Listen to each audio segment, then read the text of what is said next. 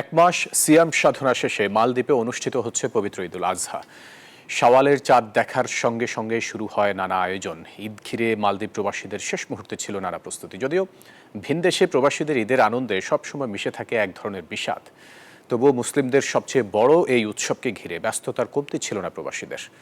মালদ্বীপ থেকে ইমরান তালুকদারের তথ্য ছবিতে ডেস্ক রিপোর্ট। শতভাগ মুসলিম অধ্যুষিত দেশ দ্বীপরাষ্ট্র মালদ্বীপ।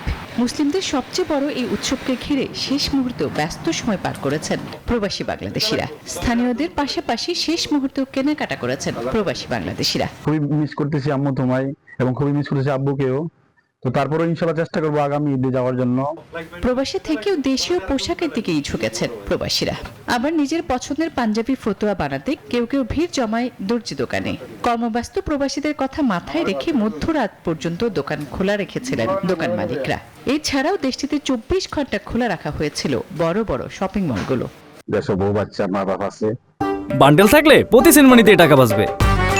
বিকাশ সেনমানি বান্ডেল কিনে জিতুন প্রতি লেনদেনে। এখন তারারে দিছি, যে আশা ছিল তারারে বাচ্চা বাচ্চার মা বাপ নিয়ে ঈদ করবো, এখন বইল না, কাজ কামের ব্যস্ততার কারণে ছুটিও পাই নাই।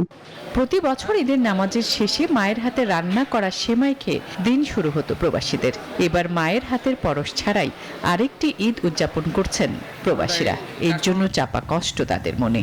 ঈদের নামাজ পড়ে আসতাম, মায়ের হাতের সেমাই, আব্বু টাকা দিত, ঈদ বকশিস আব্বুকে যখন সালাম করতাম আব্বু 1000-2000 টাকা দিত।